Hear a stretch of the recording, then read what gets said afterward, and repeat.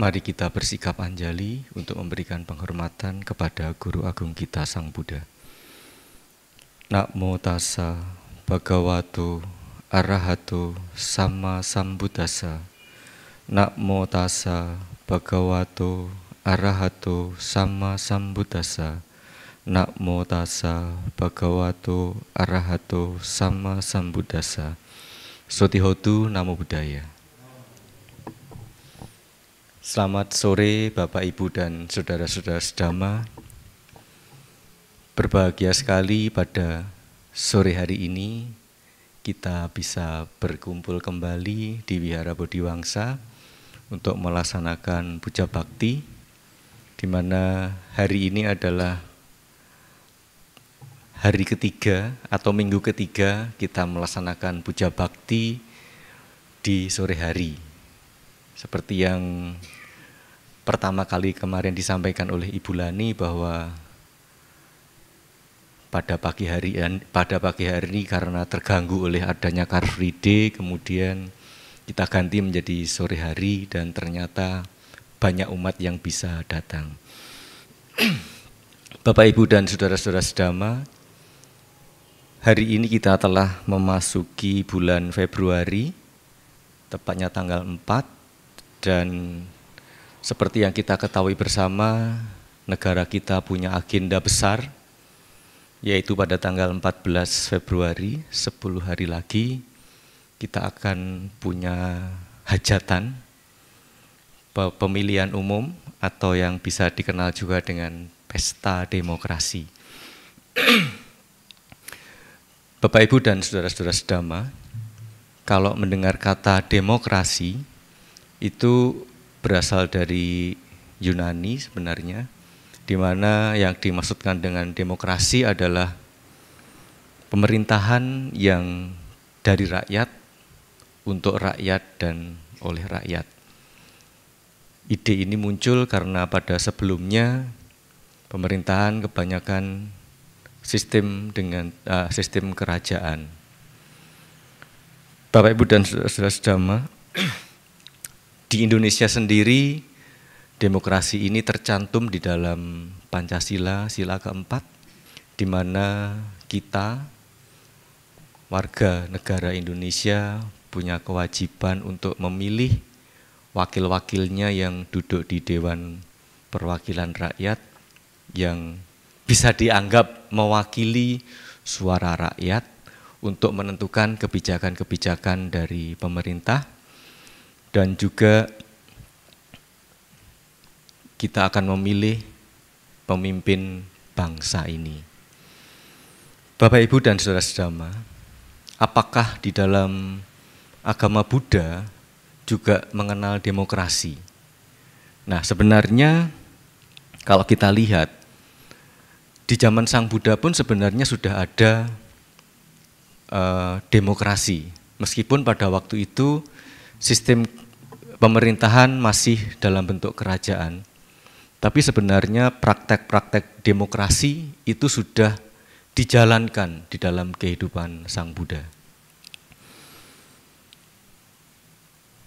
Ada satu contoh di dalam hal pemilihan atau permusyawaratan, itu di dalam Mahaparinibbana Sutta, di mana percakapan antara Ananda dengan Sang Buddha. Sang Buddha mengajarkan bahwa ada 7 hal yang apabila dilaksanakan, apabila dipraktekkan, itu akan membawa kemakmuran dan tidak akan membawa kemunduran kepada suku Waji. Pada waktu itu ada pertentangan antara suku Waji dengan suku yang lain begitu. Kemudian Sang Buddha memberitahukan kepada para biku dan juga umat-umat yang datang di situ bahwa suku Waji itu sudah melaksanakan permusyawaratan. Ada 7 hal yang dilaksanakan oleh suku Waji sehingga mereka bisa mendapatkan kemakmuran dan tidak mengalami kemunduran. Nah, apakah yang ketujuh itu? Yang pertama adalah mereka sering berkumpul mengadakan musyawarah. Jadi sebenarnya musyawarah sendiri sudah diajarkan oleh Sang Buddha sejak zaman dulu, di mana Sang Buddha memberi contoh bahwa suku Waji bisa mendapatkan kemakmuran karena mereka sering mengadakan musyawarah. Kemudian yang kedua, dalam musyawarah itu selalu menganjurkan perdamaian. Jadi musyawarah tidak hanya musyawarah asal-asalan, tapi setiap kali musyawarah selalu ada anjuran untuk adanya perdamaian. Nah, ini juga beberapa waktu yang lalu dari kepolisian minta kepada saya untuk membuat satu himbauan kepada umat Buddha, paling tidak dari tokoh agama begitu, untuk mengajak pemilu yang damai. Meskipun mungkin kita berbeda-beda pilihan, tapi perbedaan itu tidak menjadikan satu pertentangan, tapi perbedaan itu dianggap sebagai satu kewajaran. Kita bisa memilih sesuai dengan hati nurani kita. Jadi yang terpenting adalah bukan siapa yang menang dan siapa yang kalah, tapi lebih utama adalah bagaimana dengan adanya pemilu itu perdamaian tetap bisa terjaga. Kemudian yang ketiga, di dalam musyawarah itu menetapkan peraturan baru dan meneruskan peraturan yang lama. Jadi peraturan-peraturan yang baru ini dibuat apabila ada peraturan-peraturan lama yang dirasa kurang pas dengan kondisi saat itu. Sehingga perlu diadakan revisi-revisi, ada perubahan-perubahan agar lebih sesuai dengan kondisi masyarakat pada saat itu. Nah, kita juga bisa melihat bagaimana di negara kita, Dewan Perwakilan Rakyat, DPR itu setiap masa jabatannya selalu membuat undang-undang, membuat aturan-aturan untuk menyesuaikan dengan kondisi masyarakat pada saat ini. Kemudian yang keempat, supaya kita bisa mendapatkan kemakmuran dan tidak mendapatkan kemunduran, itu menunjukkan rasa hormat dan bakti kepada orang yang lebih tua. Jadi di dalam permusyawaratan itu juga ditekankan bahwa kita harus menghormati orang-orang yang lebih tua, menghormati orang-orang yang lebih mungkin lebih lebih senior begitu, sehingga tidak ada lancang atau gimana, sehingga tidak ada rasa hormat kepada yang lebih tua. Tapi Sang Buddha menganjurkan supaya ada hal-hal yang membawa kemakmuran, membawa kemajuan, kita dianjurkan untuk memberikan penghormatan kepada mereka yang lebih tua. Tidak melupakan mereka yang lebih tua. Meskipun mungkin pemikiran-pemikiran orang yang lebih tua mungkin dianggap jadul, tapi paling tidak secara pengalaman. Orang-orang yang lebih tua punya pengalaman yang lebih banyak, yang mungkin bisa memberikan hal-hal yang belum terpikirkan oleh orang muda, anak muda. Orang-orang yang lebih tua mempunyai kebijaksanaan yang lebih dibandingkan mereka yang masih muda. Kemudian yang kelima, melarang keras adanya penculikan terhadap para wanita. Jadi pada zaman Sang Buddha dulu memang kondisinya berbeda dengan zaman sekarang. Pada waktu itu kehidupan perempuan itu masih dianggap kelas bawah.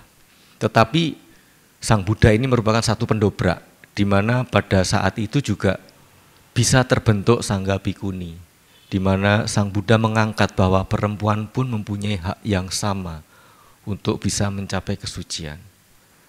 Nah, di dalam musyawarah pun juga diharapkan kaum perempuan ini tidak diremehkan, tidak direndahkan, tidak ada penculikan-penculikan terhadap para perempuan.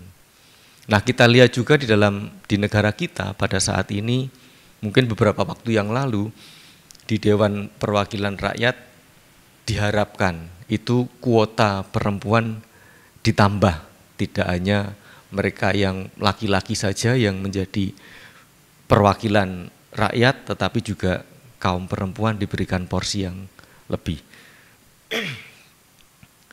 Kemudian yang keenam, menghormati tempat-tempat suci. Jadi pada permusyawaratan itu juga di dalam menjalankan pemerintahan itu diharapkan tidak meninggalkan tempat-tempat suci, menghormati tempat-tempat suci, tempat-tempat ibadah, di mana di tempat-tempat ibadah, di tempat-tempat suci itu orang bisa ingat kembali kepada ajaran-ajaran kebenaran. Apabila tempat-tempat suci, tempat-tempat ibadah sudah mulai dilupakan, maka banyak hal-hal kejahatan yang mungkin akan dilakukan. Karena di tempat-tempat suci inilah biasanya orang ingat kembali akan ajaran-ajaran kebenaran. Jadi supaya ajaran kebenaran ini tetap bertahan, maka kita harus tetap menghormati tempat-tempat suci. Kemudian yang ketujuh adalah menghormati orang-orang yang patut dianggap suci. Jadi kalau zaman dulu tentunya juga para arahat, orang-orang yang sudah mencapai tingkat kesucian itu diharapkan untuk selalu dihormati. Karena dari merekalah kita bisa belajar. Dari orang-orang sucilah kita bisa belajar bagaimana hidup supaya bisa lebih baik. Jadi ini 7 hal yang diajarkan Sang Buddha kepada kita, mengingatkan kita bagaimana agar kehidupan musyawarah itu tetap dipertahankan, dan inilah bentuk demokrasi di dalam hal permusyawaratan di dalam agama Buddha. Jadi ada 7 hal yang diajarkan kepada umat yang datang pada waktu itu, yang disampaikan kepada Ananda, bagaimana suku Waji bisa mendapatkan kesejahteraan, bisa mendapatkan kemakmuran, dan tidak mendapatkan kemunduran. Kita ulang sekali lagi. Yang pertama adalah sering berkumpul, mengadakan musyawarah. Kemudian dalam musyawarah itu juga selalu menganjurkan perdamaian dan menetapkan peraturan baru yang kiranya peraturan-peraturan lama yang perlu direvisi, kemudian direvisi, ditetapkan peraturan yang baru, sementara peraturan-peraturan yang lama yang masih berlaku pada saat itu bisa tetap dijalankan. Kemudian yang keempat, menunjukkan rasa hormat dan bakti kepada yang lebih tua. Yang kelima, melarang keras penculikan terhadap para perempuan. Yang keenam, menghormati tempat suci. Dan yang ketujuh, menghormati orang-orang yang patut dianggap suci. Dan untuk saat ini mungkin juga kalau kita terapkan di negara kita, orang-orang yang patut dianggap suci ini adalah orang-orang yang kita anggap sebagai pemuka agama apapun, kita wajib tetap menghormati. Meskipun mungkin kita berbeda dengan pandangan mereka, tetapi kita tetap menghormati orang-orang yang para pemuka agama meskipun kita berbeda agama. Itu di dalam hal permusyawaratan. Kemudian di dalam pemerintahan bagaimana? Di dalam hal kepemimpinan bagaimana? Apakah Sang Buddha juga sudah mengajarkan itu? Di dalam Cakkawati Sihananda Sutta, di dalam Digha Nikaya, Sang Buddha menceritakan pada zaman dulu ada seorang Raja Cakkawati atau Raja Pemutar Dhamma. Ini adalah raja yang bisa menguasai dunia karena kebijaksanaannya. Jadi menguasai dunia dengan kekuatan cinta kasih, bukan dengan kekuatan perang, tetapi dengan kekuatan cinta kasih bisa menguasai seluruh dunia. Itu adalah Raja Cakkawati. Nah, ketika Raja Cakkawati ini akan turun tahta, kemudian supaya anak putra pewaris tahtanya ini bisa tetap menjalankan bagaimana menjadi seorang raja yang baik. Kemudian Sang Buddha menjelaskan kepada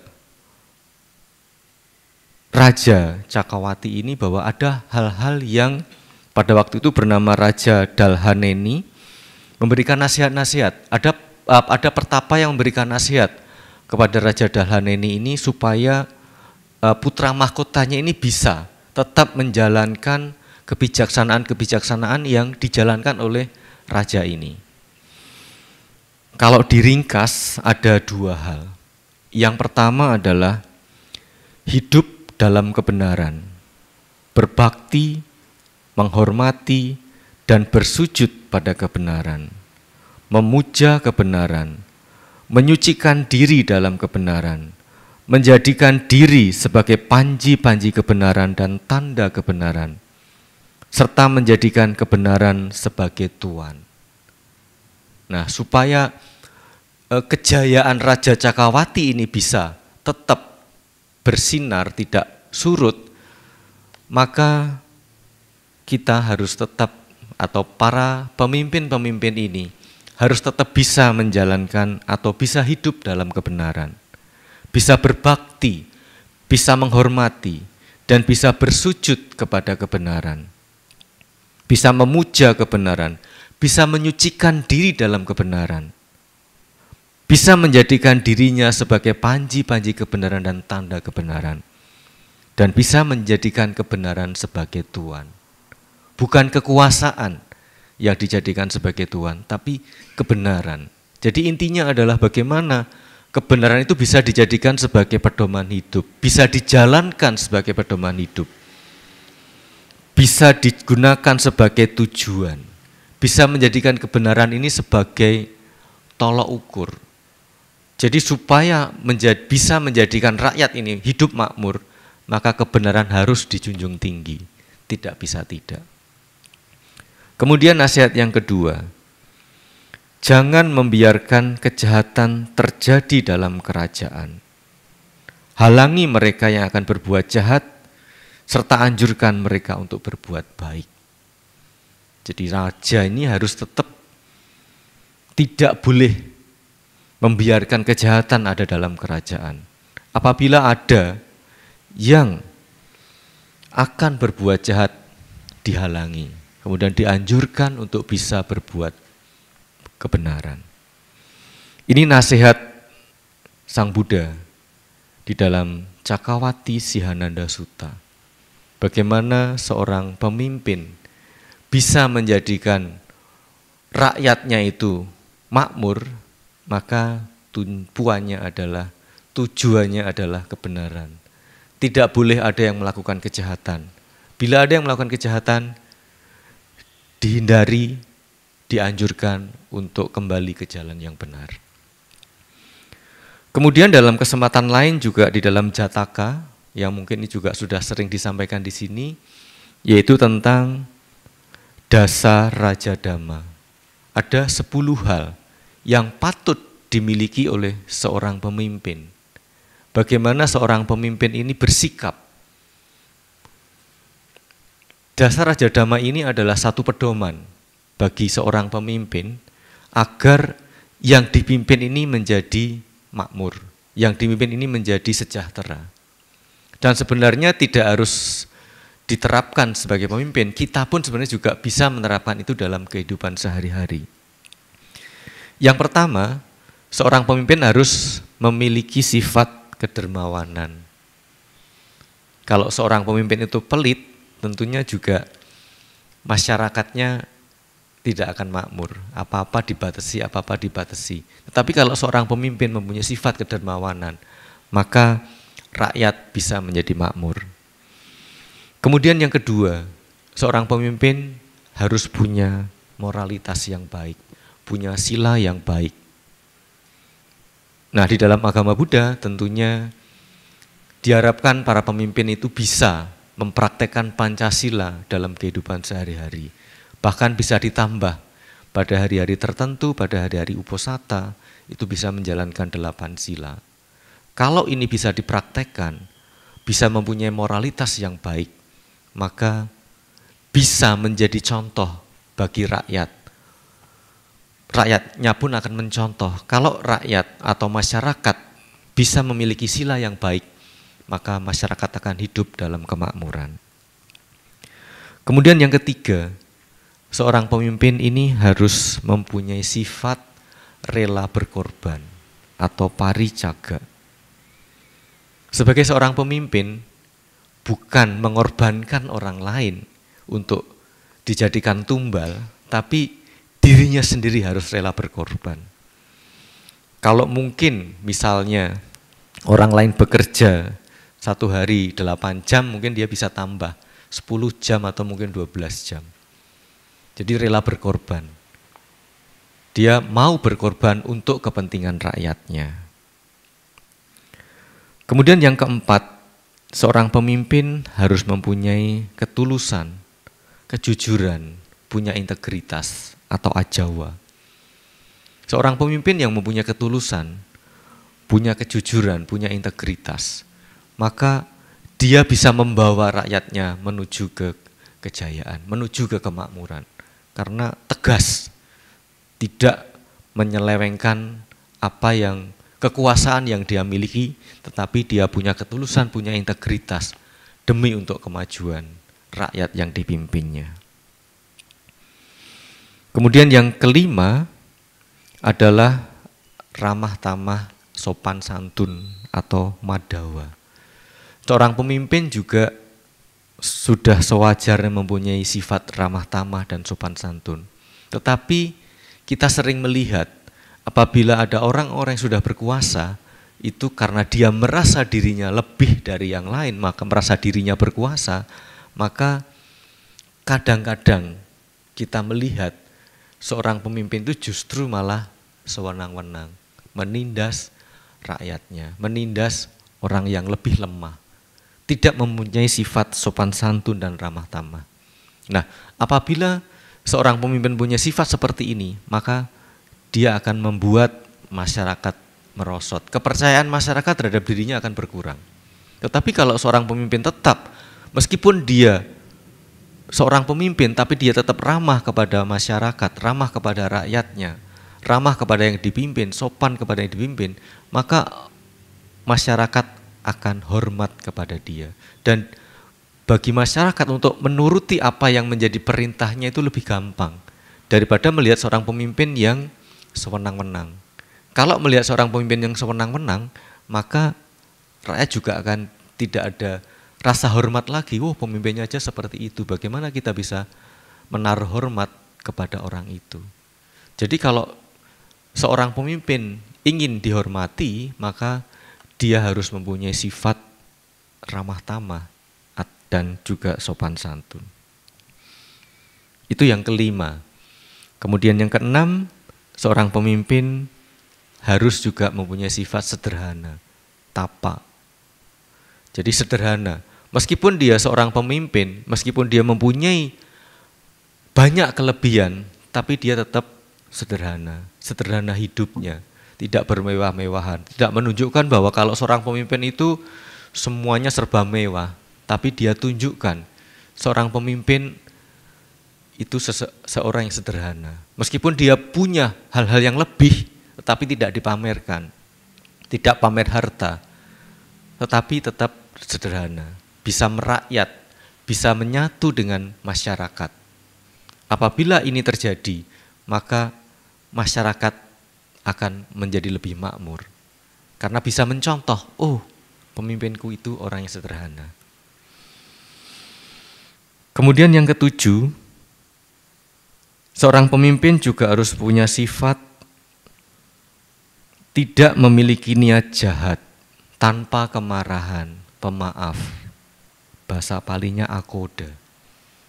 Jadi kita bisa melihat bagaimana kalau seorang pemimpin itu gampang sekali marah, sedikit tersinggung, sedikit dikritik dia marah, sedikit dikritik dia marah, maka masyarakat akan takut memberikan masukan-masukan. Tetapi kalau pemimpin itu punya sifat pemaaf, punya sifat tidak memiliki niat jahat, mudah tidak gampang marah, maka rakyat ini akan dengan sukarela untuk mengkritiknya.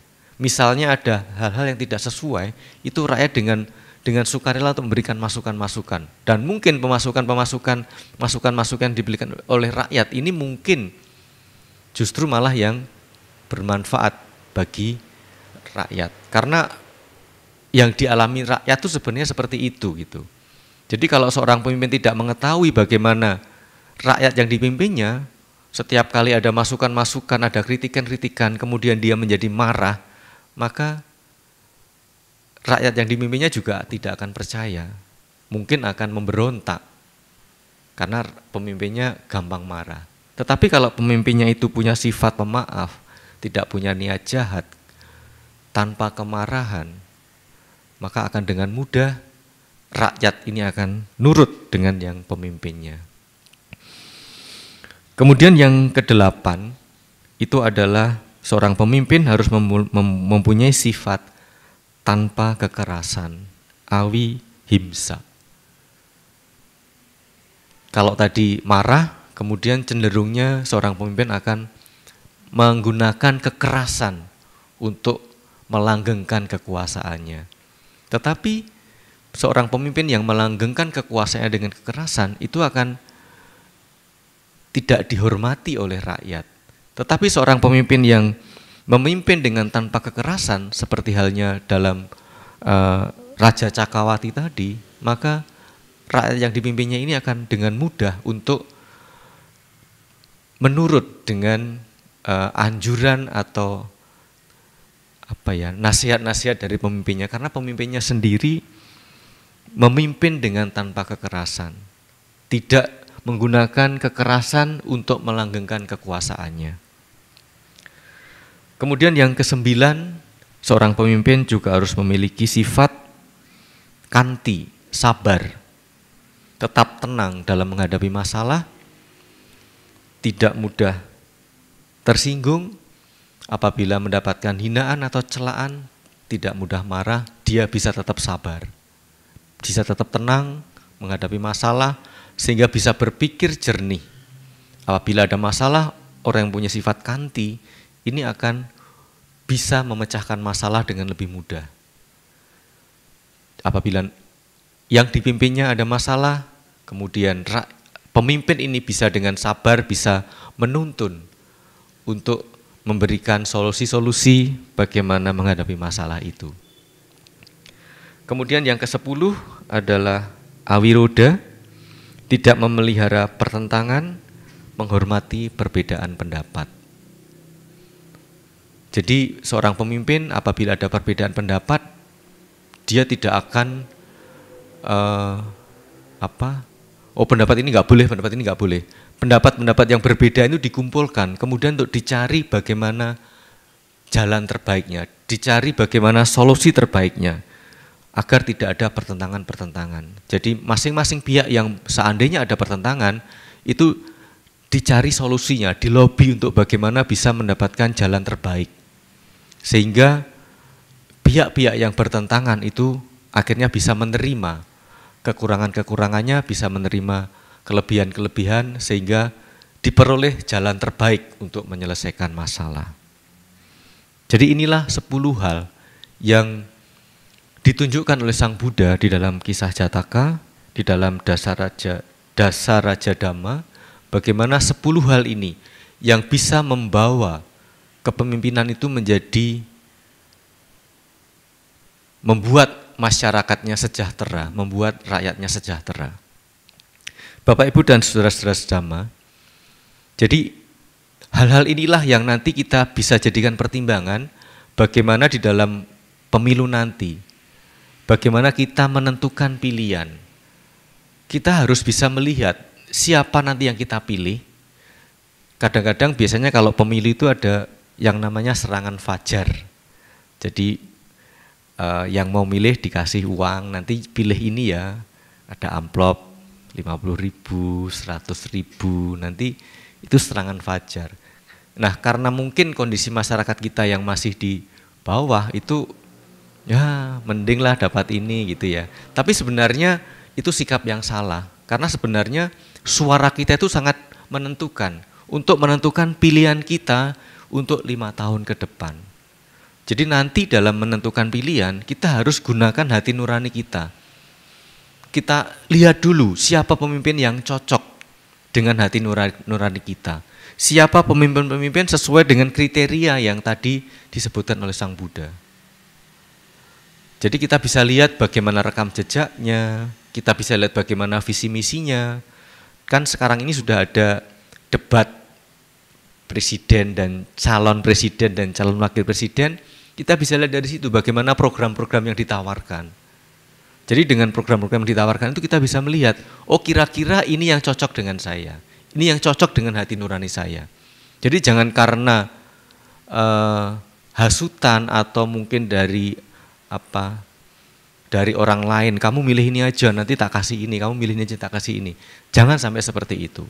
Itu juga yang kemarin disampaikan dari pihak kepolisian untuk bisa memberikan pandangan kepada umat bagaimana supaya bisa menjalankan pemilu dengan damai, meskipun ada perbedaan tidak terjadi keributan, bisa menggunakan hati nurani sesuai dengan pilihan masing-masing untuk menentukan siapa nanti yang kira-kira paling sesuai dengan pilihan kita.